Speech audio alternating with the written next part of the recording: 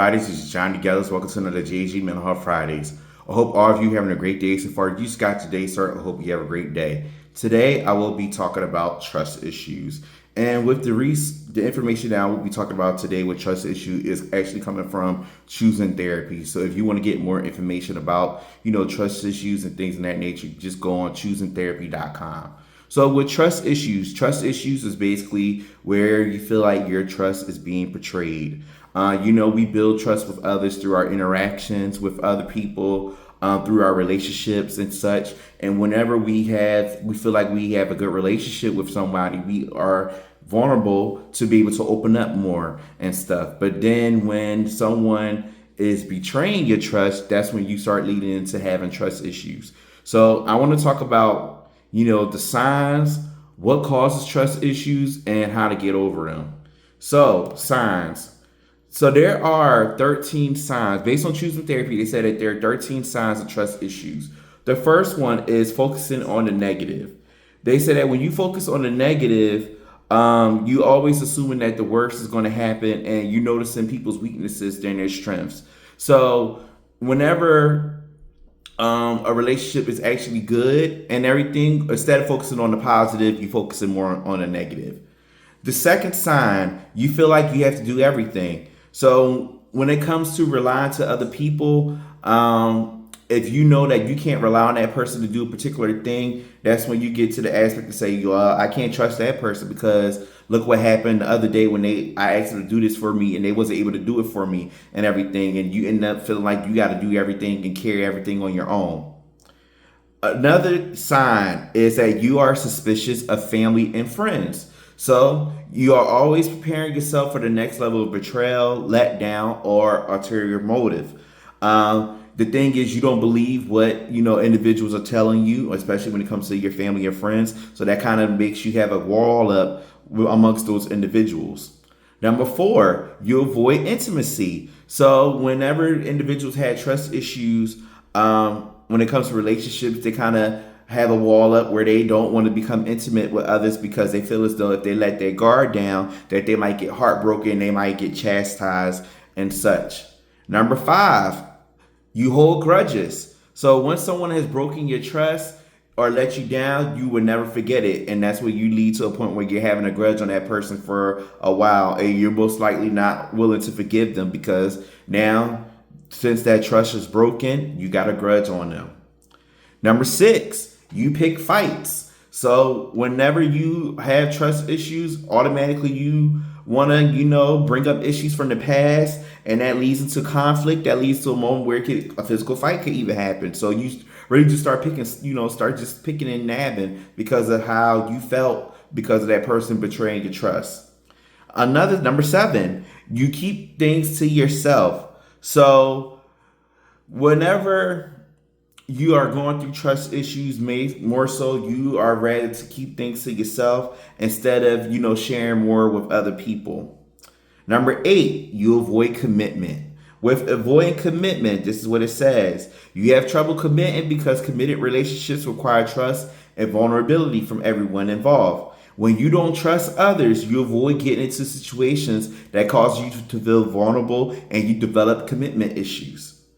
Number 9, you spy on people or check their phones. So another sign of trust, especially when it comes to relationships, is that you always try to look for evidence to prove your point, to say, see, this is the reason why I can't trust you because look what I'm finding, look what I see on your phone, or look what you're doing and everything. Number 10, you are a loner. So what that means is that you just prefer to be by yourself because you're afraid that if you build something up with others, that you end up, feel like you can't be around nobody. So you kind of want to stay to yourself. Number 11, you find yourself in relationships with untrustworthy people. So whenever you are in relationships with others, whenever a certain thing happens, when it comes to having trust issues, being betrayed, your subconscious mind will seek out situations where you feel like trust is going to be broken. Number 12, you smother people you care about. So when you have people in your inner circle, you protect them fiercely because you fear that they will leave you or that something bad will happen to you. This can be a result of smothering, hovering, or having a codependency behavior in relationships with others. And then the 13th sign is that you have a fear of abandonment. So when you live in a constant fear of abandonment or rejected in all relationships, you get to a moment where you think that something is going to happen. You think that, okay, this person's going to leave me. This person is going to do something to me. So like, for example, you get a phone call from like your boss, and your boss say, hey, can you come to my office real quick? Automatically you think that, oh snap, I'm going to get fired. But you don't even know that's happening because you still had that conceived notion in your mind that you're about to get abandoned because of the trust issues. So those are 13 signs. But now I want to talk about how, the causes. So the causes of trust issues are as follows. So the trust issues, the causes of them could be because of history of abuse, because of low self-esteem, history of betrayal in relationships, childhood trauma, abandonment issues, loneliness, a fear of rejection, the history of being bullied, attachment disorders, personality disorders, and another one can be just other disorders that individuals go through that causes individuals to have, lack of trust. Now, how to get over them? I want to give you 10 tips, and this is what Choosing Therapy is providing. Choosing Therapy provides 10 tips that you can do to get over your trust issues. The first thing is to take safe emotional risks. So letting yourself practice trusting yourself in small ways. Don't try to do it all in the grand scheme of things. Just try to take it, a bit by bit. Number 2, allow yourself time if your trust was broken. So if your trust was broken, just take time to process it. Take time to see, okay, what happened? What led to the trust issue happening? Is there a possibility that the trust could be built back again? So allow yourself to give yourself time. Number 3, avoid the temptations to snoop or spy. So, we got that conscious that we always want to look for something to find the end result or to find the final answer, but avoid doing that and stuff. Whatever, it's like the saying goes, whatever happens to the dark comes into the light. So ain't no need to, snoop or spy because it's going to come out eventually. Number 4, take your time getting to know new people. So when you're starting to build relationships with other people, don't automatically open up yourself very easily to people. Just start to get to know them first, and then build that comfortability to be like, okay, I can share a little something here, and there. I can disclose a little bit. Number 5, communicate with others.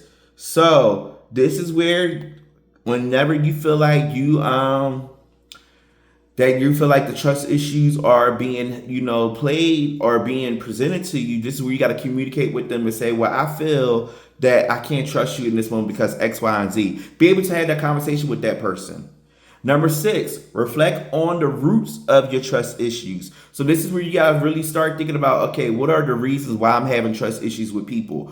And that kind of goes back to saying, okay, look at the signs of trust issues. What are some things that are standing out to you that's having you build that moment and say, you know what, I got trust issues with people and everything. And the reason being because of this root of the problem. Number 7, acknowledge your trust issues. So being able to just be honest within yourself and say, yeah, I got trust issues, and this is the reason why. Number 8, know the relationship between trust and control. So whenever in this aspect, and I'm going to read this, sometimes as trust decreases, the need to control increases. Unfortunately, intense control only lowers trust. Check in with yourself to identify the interaction between trust and control in your relationships. By lowering your need to control, you got to find yourself more trusting and being trusted. So basically what it's saying is that you got to let your guard down to say that you can't control people. We can't control everybody. Only person that you can control is yourself. Number 9, be trustworthy of yourself. This is where you got to build trust within yourself to say that, all right, I'm able to trust myself in this particular situation. I'm able to trust myself with this individual. So building that trust within yourself. And then number 10, realize that you control your trust. So it kind of goes back to what I was saying earlier, that you can't control other people except yourself. So you got to be able to say, all right, if you are going through different moments of having trust issues, this is where you got to be able to control who you can trust and who you can't trust and everything. And don't try to put it on others to say, oh, well, I can't trust you because X, Y, Z. Really look deep within yourself. And the coping exercise I want to leave you with today when it comes to this topic of trust issues is just to practice those 10 strategies that I gave you from choosing therapy. Like I said, all you gotta do is go on choosingtherapy.com and type it in and look up trust issues, and it'll give a full breakdown scheme of everything.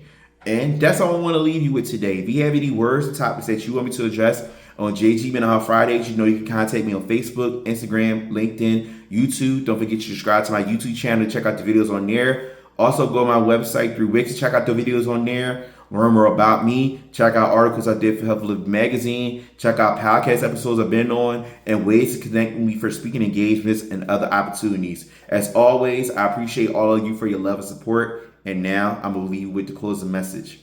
Reflect on the positives, plan ahead, and relax. RPR. Take care of yourselves. Stay safe. Be well. Be blessed. And peace.